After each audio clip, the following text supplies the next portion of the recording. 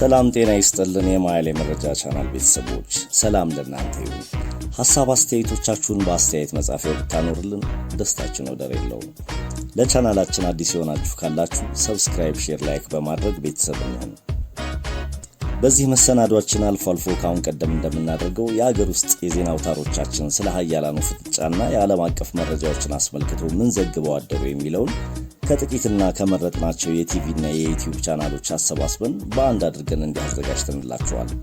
በዚህ ዝግጅት በአህዱ ቲቪ በጂኤምኤን ኢትዮጵያ የተዘገቡትን እንዲህ ጠቅልል አድርገን በአንድ አቅርበነዋል። መልካም ቆይታ ይሁንላችሁ።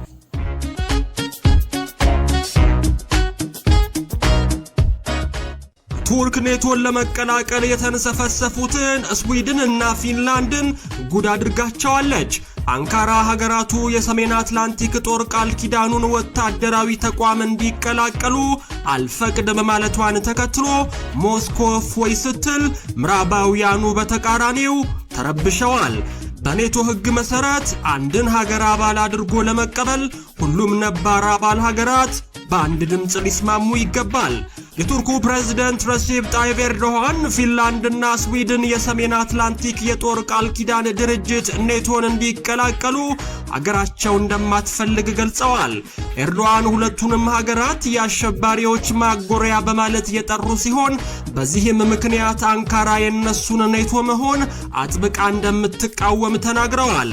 የዛሬ 70 ዓመት የግሪክን የኔቶ አባልነት ጥያቄ ተቀብለው ያጸደቁትን የቱርክ የቀድሞ ገዢዎችን ስህተት መድገም አንፈልግም ያሉት ኤርዶሃን አንካራ አሸባሪን በይፋ ከሚደግፉ ሀገራት ጋር ትብብር እንደማይኖራት አስረግጠው ገልጸዋል። ቱርክ ከውስን ሳምንታት በፊት ስዊድን የእስልምና እምነት አስተምሮ መመሪያ የሆነውን ቅዱስ ቁርአን በአደባባይ ማቃጠሏን ተከትሎ የሰላ ተቃውሞ ስትሰጥ መምጣቷ ይታወሳል። ቅዱሱን መጽሐፍ ያቃጠሉት ደግሞ የሀገሪቱ ፓርላማ አባላት ጭምር መሆናቸው አንካራን ይበልጥ አስቆጥቷል።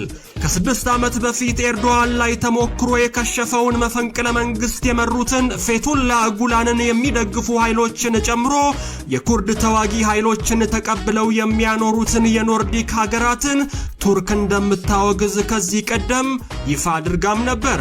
የኤርዶሃንን መግለጫ ተከትሎ የዋይት ሃውስ ቃል አቀባይ ጄን ሳኪ ዋሽንግተን የቱርክን አቋም ግልጽ ለማድረግ እየሰራች ነው ብለዋል። ሌሎች የኔቶ አባል ሀገራት ህብረቱን በአባልነት ለመቀላቀል የወሰኑትን ስዊድንና ፊንላንድን ይደግፋሉ ሲሉም አክለዋል። የሩሲያ ጎረቤቷ ፊንላንድና ስዊድን በነገው ዕለት የሰሜን አትላንቲክ ጦር ቃል ኪዳን ድርጅት ኔቶን ለመቀላቀል በይፋ የአባልነት ጥያቄያቸውን ያቀርባሉ ተብሎ ይጠበቃል። ሞስኮም ሀገራቱ በተለይ 1300 ኪሎ ሜትር ድንበር የምትጋራት ፊንላንድ በአቋሟ ጸንታ ኔቶን የምትቀላቀል ከሆነ ያላሰበችው መቅሰፍት እንደሚወርድባት ማስጠንቀቋ ይታወሳል። አሜሪካ መራሹ የምዕራቡ ዓለም ግን ሀገራቱ ኔቶን እንዲቀላቀሉ በተደጋጋሚ ሲወተውት መምጣቱ ይታወቃል። የትላንቱ የቱርክ ውሳኔም ለምዕራባውያን ድንጋጤን፣ ለሞስኮ ደግሞ እፎይታን ሰጥቷል። በኔቶ ሕግ መሰረት ማንኛውም አዲስ አባልን የመቀበል ውሳኔ በሁሉም የህብረቱ ሀገራት ከስምምነት ላይ ሊደረስ ይገባል። ይህም ማለት የትኛውም የኔቶ ነባር አባል ሀገር ማንኛውም አዲስ መጪ ሀገርን አባል እንዳይሆን የመከልከል ሙሉ መብት አለው ማለት ነው። ቱርክም በዚህ የመሻር ስልጣኗ ተጠቅማ ሄልሲንኪና ስቶክሆልም ከሩሲያ ሽሽት ኔቶን ለመቀላቀል የነበራቸው ህልምን ልታጨናግፍ ከጫፍ ደርሳለች። አሜሪካና አውሮፓ አባብለው አቋሟን ካላስቀየሩ ሩሲያ የአረብ ሀገራት ለአውሮፓ በሚያቀርቡት ምስጢራዊ የነዳጅ አቅርቦት ላይ ጥብቅ ማስጠንቀቂያ ሰጠች። ሞስኮ የባህረ ሰላጤው ሀገራትን ምዕራባውያን መንግስታት ዞረው ሲደክሙ ወደኔ ተመልሰው ይመጣሉ፣ እናንተ ጣልቃ አትግቡ ብላቸዋለች። ባለፈው ሳምንት ሳውዲ አረቢያ ያልተጠበቀ ነገር በማድረግ ሩሲያን አስደንግጣለች። ፎርብስ እንደዘገበው ሳውዲ አረቢያ አውሮፓ በሩሲያ ላይ ያላትን የነዳጅ ጥገኝነት እንድታስወግድ በድብቅ አግዛታለች። በቀላል አነጋገር ሳውዲ አረቢያ አውሮፓ ከሩሲያ የኃይል ወጥመድ እንድትወጣና ሩሲያ በአውሮፓ ህብረት ላይ ያላት አቅም እንዲዳከም እየረዳች ነበር ተብሏል። የባህረ ሰላጤዋ ሀገር ሪያድ ውሳኔ በሩሲያውያን ዘንድ በጥሩ መልክ አልታየም። በመሆኑም ክሬምሊን ሶሪያ ውስጥ ትልቅ ነገር በማቀድ የአረብ ሀገራቱን በተራዋ አስደንግጣለች። የተለያዩ የመገናኛ ብዙሃን ዘገባዎች እንደሚያሳዩት ሩሲያ አሁን የአረብ ሀገራት ከሶሪያ ጋር እንደገና ለመገንባት እየጣሩ የሚገኙትን ትብብር በማደናቀፍ በምትኩ ኢራንን ለማብቃት እያሰበች ትገኛለች።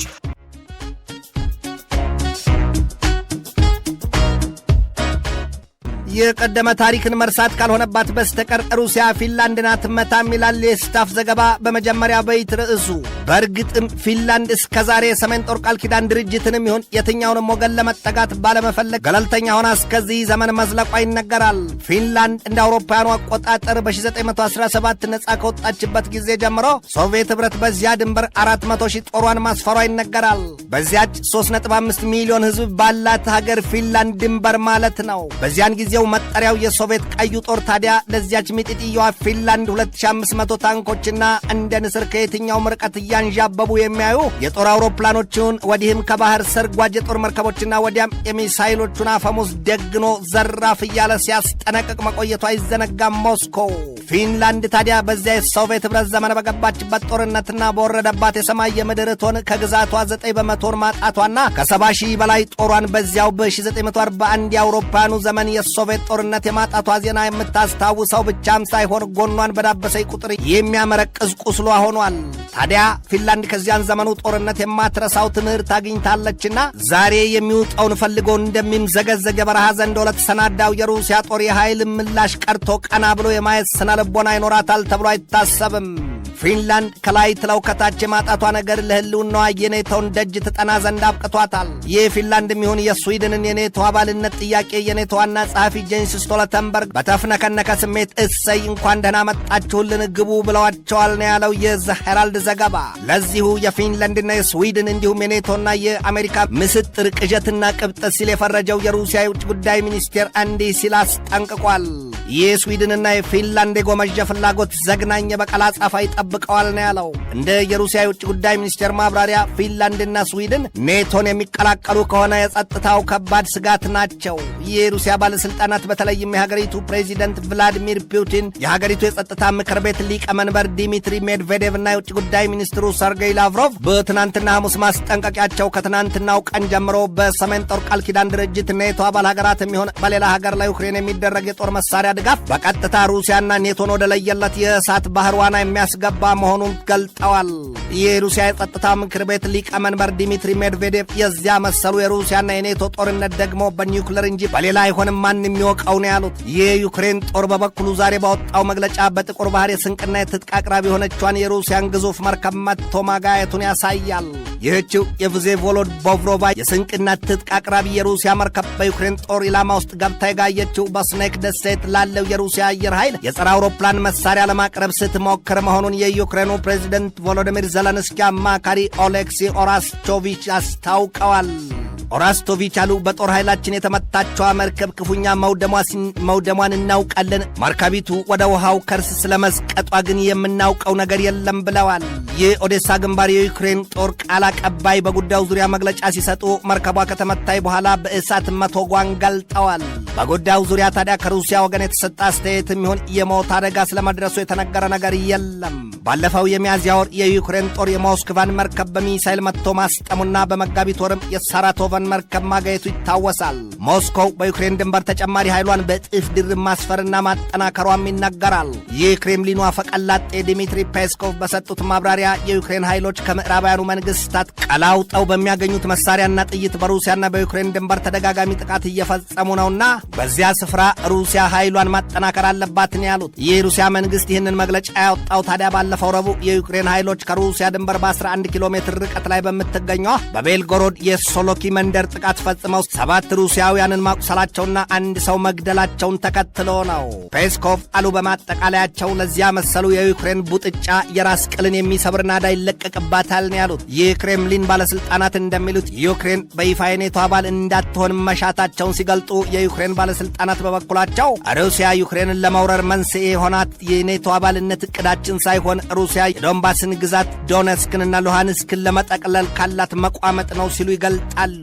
ይህ በእንዲህ እንዳለና የምስራቅ አውሮፓው የባልካን ቀጠና የባሩዱ ሽታ መዳረሻ ባሳጣበት በዚህ ወቅት በእስያ ቀጠና ያለው እሳት የቀጠናው ውልብኛ አየር መዓዛው እየተለወጠ መምጣቱ ተነግሯል። የአሜሪካው ፕሬዚደንት ጆ ባይደን በእስያ አህጉር ላሉት ወዳጅና አጋር ሀገራት ባስተላለፉት መልእክታቸው እናንተ የእስያ አጋሮቻችንና ወዳጆቻችን ሆይ በተለይም የደቡብ ምስራቅ እስያ ሀገራት መሪዎች አይናችሁን ከቻይና ላይ እንዳትነቅሉ ሲሉ ለብርታታቸው መርፌ ይሆን ዘንድ $150 ሚሊዮን ድጋፍ ማማለያ አሳይተዋቸዋል። ዋሽንግተን አሉ በጥቁር ሙሉ ልብስ ሽክ ብለው የተቆፋጠኑት ትልቁ መሪ ጆሴፍ ሮቢኔት ባይደን ዋሽንግተን በእስያ ቀጠና ተጽዕኖ ፈጣሪነት ከተባለ አሉ የአሽሙር እያሽሟጠጡ የቻይናን ጉዳይ ላፍታም ትታችሁት እንዳታሸልቡ ነው ያሏቸው። ባይደን ከ10 የደቡብ እስያ ሀገራት መሪዎች ጋር ከትናንት ሐሙስ ጀምሮ የሁለት ቀናት ውይይት መቀመጣቸው ይታወቃል።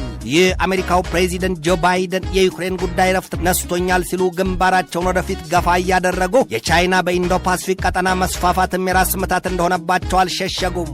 ቻይና ለእስያ አህጉር ሀገራት ባለፈው ህዳር ወር $1.5 ቢሊዮን የልማት እርዳታ ማድረጓ ይታወሳል። ቻይና $1.5 ቢሊዮን ድጋፍ የሰጠቻቸው ሀገራት ብሩኔይ፣ ኢንዶኔዥያ፣ ካምቦዲያ፣ ሲንጋፖር፣ ታይላንድ፣ ላኦስ፣ ቪየትናም፣ ማሌዥያና ፊሊፒንስ መሆናቸውም ይነገራል። በዚሁ በቻይናና በአሜሪካ የረብጣ $1 ቢሊዮን ማማለያ የተነሳ አስተያየት የሰጡት አንድ የባይደን አስተዳደር ከፍተኛ ባለስልጣን እኛ አሉ አሜሪካን መሆኑ ነው ሀገራትን ከአሜሪካና ከቻይና ምረጡ ብለን አናጫርትም ነው ያሉት። ይህ ኢንዶ ፓሲፊክ ቀጠና እሳት በአውስትራሊያና በቻይና ክንድ መቆስቆስ ይዟል። የአውስትራሊያው የመከላከያ ሚኒስትር ፒተር ዱቶን በሰጡት ማብራሪያ የቻይና የስለላ መርከቦች በምዕራባዊ የአውስትራሊያ የውሃ ክልል ዘው ብለው ገብተዋል ሲሉ እምባ ቀረሽ ላባቸውን ደጋግመው ሲረጩ ታይተዋል።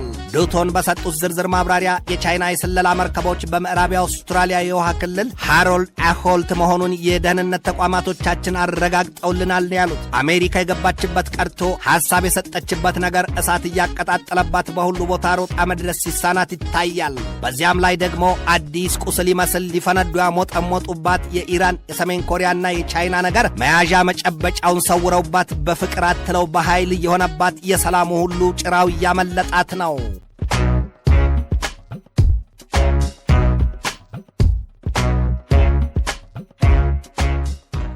በዝግጅታችን አብራችሁ እንደቆያችሁ ሁሉ ክብረት ይስጥልን፣ እናመሰግናለን። ለቻናላችን አዲስ የሆናችሁ ካላችሁ ሰብስክራይብ፣ ሼር፣ ላይክ በማድረግ ቤተሰብ እንሁን። መልካም ጊዜ ለሁላችሁ።